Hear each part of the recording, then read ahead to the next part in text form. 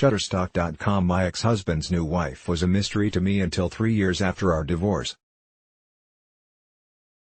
She and I did not meet until then because my ex always protected her from me, and he was right to do so. I hated her more fiercely than I could even begin to measure. When he left me in 1998, we had been living together for 23 years and married for 18 of those. In the midst of raising 2 teenage children, we were watching his career take off while mine faltered. I grew anxious and depressed. He grew remote. Nevertheless, I let myself believe that we were happy, even as we moved apart into silence. Marital counseling came next, and the weekly sessions were grueling. Bereft, and devastated by what was happening to us, I sobbed my way through both truth and rejection, while he told me, candidly, brutally, why he no longer wanted to live with me.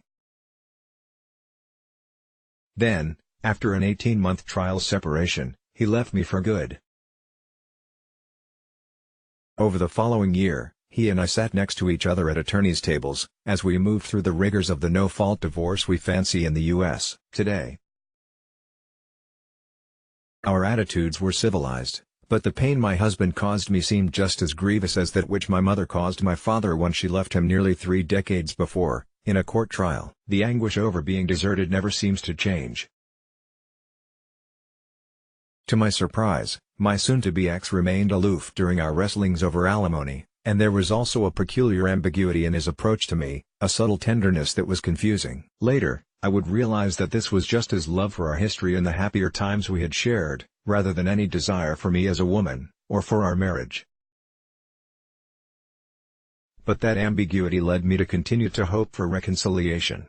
Then I heard from mutual friends how he now reveled in a freedom he'd not enjoyed since college. Still, it wasn't long before he left dating and clubbing behind for a woman about 10 years younger than I, someone he'd met at the very onset of our troubles. She was a trophy catch, the kind that a thriving Silicon Valley venture capitalist like my ex could only dream of: beautiful, savvy, smart, and markedly successful. Most impressive of all, perhaps, were her 3 Ivy League graduate degrees, and her position among the powerful and the prestigious in her field. Neither child nor ex weighed down her coattails. No post-pregnancy tummy disturbed her figure. No worry lines bracketed her smile. At one time, she had dedicated herself to her career. Now, she also dedicated herself to him.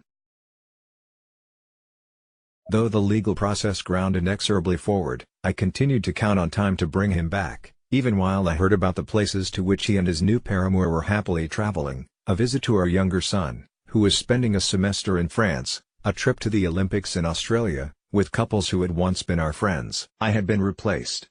And I hated her for it. Scalded by a love I couldn't forget and memories that wouldn't stop, I sold out my share of the house to him, and bought a smaller one in a less fashionable town. It wasn't long before the 2 of them became engaged and moved into our former home together. Flooded with loss and despair and rage, I blamed her for every bit of our breakup. It was easier than blaming him. But then the months piled up and the years went by. I got another dog. I watched my sons go off to college.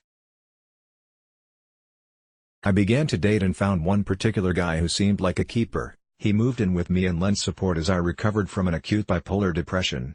He helped me to find the confidence to start a new book.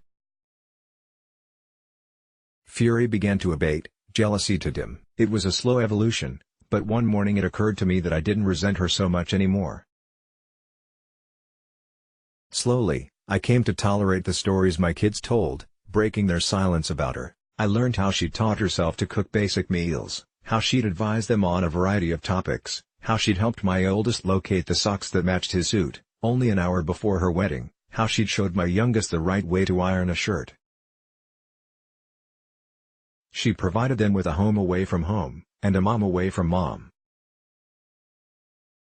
With reluctance, I began to see that she was supporting my children emotionally, as well as recognizing their dependence on her. Little by little, envy and bitterness were replaced with a growing sense of gratitude for this woman whom I had never met. Over time, I realized that the greatest gift I could offer my kids was simply to accept the new role she played in their lives. In the end, my love for them trumped all my hate for her. One afternoon, I drove over to the old house to pick up the boys for my custody weekend. I did not, as usual, sound the horn or wait for them to bound out the door as I arrived. Instead, with my legs shaky beneath me, I made my way up to the stoop and rang the bell. I could barely breathe. Continued on next page. Let's block ads. Why?